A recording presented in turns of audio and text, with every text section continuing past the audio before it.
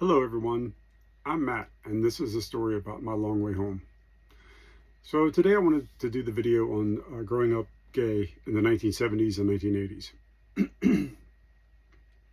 It's hard for people who are growing up today to imagine what it was like being gay and growing up in the 1970s and 80s. There are no openly gay role models in my life, no internet, no LGBT support groups, no one telling me that I was okay exactly as I was.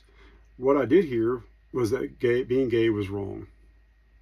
I heard it in church. I heard it from family. I heard it from politicians. I heard it on television. Eventually, I started saying it to myself. Sexuality was not discussed at all in my household that I grew up in. It wasn't just homosexuality that was discussed. It was all sexuality of all kind. Nobody talked about attraction. Nobody talked about relationships. Nobody talked about puberty. Nobody talked about sexuality, our bodies, nothing. It just simply didn't exist. So when changes started happening to me physically, I had no framework to understand what was going on with them. My father would often make crude jokes about women and their sexuality. He would tell sexually charged stories and jokes, and sometimes even make rhymes and references about sexual abuse. Looking back, it was a confusing contradiction. Sex was never discussed in a healthy or educational way, but it was often joked about in ways that made me uncomfortable. Most people remember puberty as an awkward time. For me, it felt shameful. I was embarrassed by my body changing, and it was changing with body hair growth, maturity, just growth in general. Everything reminded me that I was becoming a man that felt uncomfortable. Instead of being excited about growing up, I felt guilty about it. I felt exposed. I wanted to disappear. I think part of that fear came from knowing that adulthood meant entering a world of expectations that I already felt I couldn't meet. So for me, becoming an adult, I already as a child and an adolescent wasn't meeting my parents and family and friends, society's expectations. And I knew that becoming a man would make those expectations rise and be even more. And so I knew if I wasn't meeting them as a child, I wasn't going to meet them as a man. So I wanted to disappear. I think part of that fear came from knowing that adulthood meant entering a world of expectations that I couldn't meet, as I talked about. I was terrified of becoming the people my father mocked and ridiculed. And I really was. I was so fearful that I was growing into the people that he made fun of, that he ridiculed, that he made, jokes in light of. And it was a very trying time.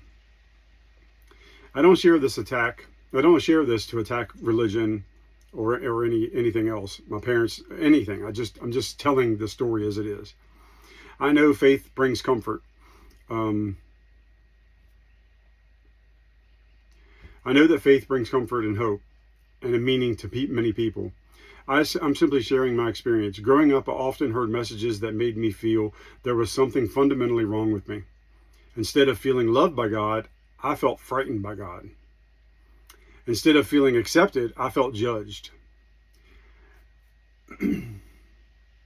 Instead of feeling like I belonged in church, I felt like that church was a place that no one like me should ever enter.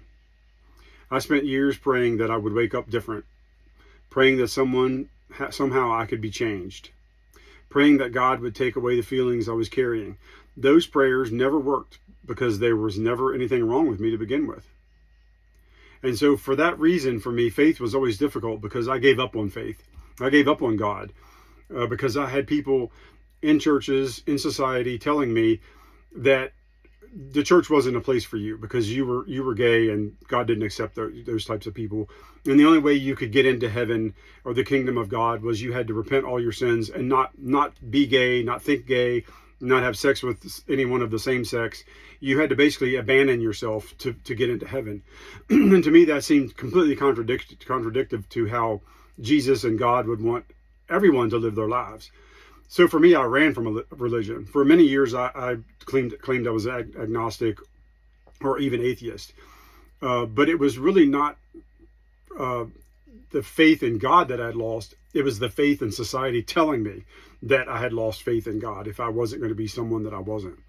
So for me, the church was, I have a lot of trauma around church and religion, as frequent as just a few years ago. And that story is more to come, but I was actually arrested by someone in a church that found out I was gay and thought that the only way they could get people like me off the streets and out of the harm of other people was to have me arrested. And more about that in another episode. But I think all of us gay people have experienced religious trauma in our lives, just because religion seeps and soaks into every part of our society. And again, I'm not here to attack religion or churches or pastors or anybody else. I'm just telling you my story and how I felt and what I experienced. So I also experienced significant religious trauma as a child as well. Again, all throughout my life, it was in and out of churches, hoping that this church would be different and better, hoping that I would be accepted, hoping that God would let me into heaven just for being who I was, but that never seemed to happen. And so after a while, it was just so much trauma built up around it. It impacted my self-worth. It impacted my self-esteem, my self-respect. It destroyed me from the inside out, because I figured if my parents couldn't accept me for who I was and God couldn't accept me for who I was, then there was no chance on earth that anyone else was ever going to accept me as well. So it was really, really, really damaging for me. And looking back now, I realize how much fear existed in the culture around me. I mean, I remember being married to a woman and just so fearful that I was going to get outed as a gay man. And many other people around me at that time of my age were in the same boat. We would meet up and talk and discuss, and so we did have support groups outside of that. But I mean, it was just, I knew some of these men and they were in the same boat that I was, and it was terrifying. We didn't want anyone to find out. Gay people were often the punchline. My father made that perfectly clear. Political debates frequently treated LGBTQ people as a problem. And as a problem that shouldn't exist. That you could choose not to be gay. It was just absolutely insane how they thought about that. The message was clear: don't be one of them. The problem was that I really knew deep down that I was, and I couldn't change it. And it for most of my life, I wanted to change it, or I wanted it to be different. And now that's not the case. And I remember watching the AIDS crisis unfold on television. It was terrifying to me. Every news report reinforced the fear. I was already carrying all this fear, and now it was reinforcing it. As a young gay person, I wasn't seeing examples of happy relationships. You just didn't see them. They just didn't exist. The relationships were usually that you've seen were tumultuous, and they were bad, and they just revolved around sex. They didn't revolve around love or compassion. You just didn't see successful gay relationships living authentic lives. It just didn't exist at that point. I mean, it existed, but we just didn't see it in society, because society kept telling all those people, don't let us see you living your authentic lives. We didn't see it in TV commercials. We didn't see it on TV shows, movies. We just didn't see it. It just didn't exist. I wasn't seeing successful gay people living that way, and I thought I couldn't either. I was seeing sickness, death, fear, judgment, ridicule, and it all terrified me. I remember hearing political leaders talk about the AIDS crisis as a young person, and often felt that many people in power simply didn't care about what was happening to the community and what was happening to people, innocent people. Whether the perception was entirely accurate or not, that was how I felt, and that's how it appeared to me, and that's exactly how I visioned the community as a whole. It made me feel invisible. It made me feel expendable, and it made me more afraid of being discovered than ever, because now there was this disease out there that if you were gay, you would probably get this disease and die. And people were saying maybe this is the way that God is clearing out the LGBTQ, primarily the G in the LGBTQ community. This is his way of purging those people. I mean, it was so much fear, and it was just horrible. It was absolutely horrible. My fear became so intense that at one point I had physical contact. That if I had physical contact with a man, and this was in the 90s, I would rush home and shower extensively. I mean, just shower and shower, mouthwash in my mouth. If I kissed a man, if I touched a man, I would make sure that I was washing all of any HIV off of me. And this, of course, was a time when I didn't fully understand how you contracted it, how you got it, how you didn't get it, how you could get rid of it if you got it. I mean, the science wasn't there, the knowledge wasn't there, and if it was, they weren't broadcasting it to the masses. And I would literally do that. If I just touched a man, I would go home and shower for the longest period of time to see if I could wash off the HIV. I used disinfectants, I'd use sprays, I'd use whatever I could at the time to try to make myself clean. Like I said, mouthwash, that sort of thing. I just didn't understand how the virus worked and how it was contractable and how that whole thing came about. I just understood the fear. And that was what the society at that time really wanted you to understand, was be fearful, be very fearful of people that have it and people that may potentially get it and people that are gay or LGBTQ. Just be fearful of these people. And the fear can make us do things, looking back, that seem completely irrational, like excessively showering and things like that. I mean, it was just totally irrational. I became convinced that if I worked hard enough, prayed hard enough, achieved enough, acted masculine enough, I could somehow erase that part of myself. And I did. I tried and tried and tried. I worked. It was 24 hours, 7 days a week, 365 days a year for decades. I tried to do everything I possibly could to make myself different. I wasn't looking for happiness. I was looking for escape. I would have done almost anything, and I did. I did almost anything to become straight, or at least suppress the thoughts and the feelings that made me feel different. I was terrified that someone would discover the truth. Petrified that it was crippling. It was crippling. If someone found out my job was in jeopardy, I've lost jobs over being gay. My jobs were in jeopardy. My home life was in jeopardy. My businesses were in jeopardy. Everything I had falsely built was in jeopardy. Except looking back, it probably would have been the best thing if I'd have been outed earlier in life. So over time, it slowly stripped away my authentic self. 5, 6, 7 years ago, I had no idea when I looked in the mirror. I didn't know who I was looking at. I had no idea who that person was. I was looking at a stranger, a complete and total stranger. Didn't know the person. I became someone I didn't recognize. I just didn't. Someone I couldn't relate to. Had no idea who that person was. Someone who was living for everyone else's approval instead of living for my own. And that was very true. Looking back now, I can see that there was nothing wrong with me. Absolutely nothing. There's nothing wrong with me currently. Other than the trauma that I'm working through that I've experienced my whole life from this. The shame wasn't mine.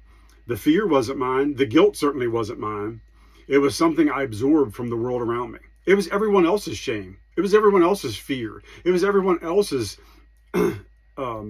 guilt, not mine. It was everyone else's that was making me feel the way I was feeling and absorbing it from those people. It tells you that you're broken when you're not. It tells you that you must change in order to be loved by God and everyone else, and that's not true. And none of those things are true. None of them. One of the reasons I believe certain religious teachings can be dangerous for LGBTQ people is that they can cause us to internalize the idea that we're condemned simply for being who we are and who we were born. When I was young, I often walked away from sermons and Bible teachings feeling as though I was destined for hell because of something I never chose. Being gay is not a choice. It's never been a choice for anyone that's an LGBTQ community person. If you're a lesbian, a transgender person, none of this is a choice. It's who we were born. But the Bible and religious teachings and sermons, not God, but religious teachings, tell you that you're wrong and you're condemned to hell from the minute you come out of the womb. And that's the furthest thing from the real teachings of Jesus and Jesus Christ and God. Completely the opposite. And it was a terrifying burden to carry. Today, I believe being gay is not a choice. I know it's not a choice. No one's going to tell me or argue with me that it's a choice. It's far from a choice. It's simply a part of who I am. I think it's the best part of who I am. I think it's the best part of any LGBTQ person. You know, they've done studies and shown that our brains are different, we function different, we process differently, and most of it to our benefit. I would not want to be straight. The life that I have lived being gay, I love it. I'm glad I'm gay. I'm glad I've come around to being who I am, the true, authentic myself. I wouldn't want to change that. If you're carrying this shame today, and I can tell you most LGBTQ community people are, you'll want to hear something that I desperately needed to hear when I was a child, when I was growing up. You're not broken. Don't let them convince you or tell you you're broken. You never were, and you never will be. There's nothing wrong with you. Nothing. There's nothing wrong with you. Nothing. You don't need to earn your right to exist, because that's what I felt and I believed. I believed that I had to earn the right to exist, not only with parents and family and friends, but in society, in God's eyes. Everything. You deserve love exactly as you are. Exactly. And if my story helps even one person let go of that shame that they've been carrying, then sharing this experience is far worth it. Just one person. Just one. So, I want to thank you for joining me again today or this week. Join me next week when I dive into being gay and really finding your true, authentic self and not pretending on any level of who you are. So I hope I hope this episode helps, and I hope you'll join me next week. Until then, love yourself more than you can love anything else. Thank you.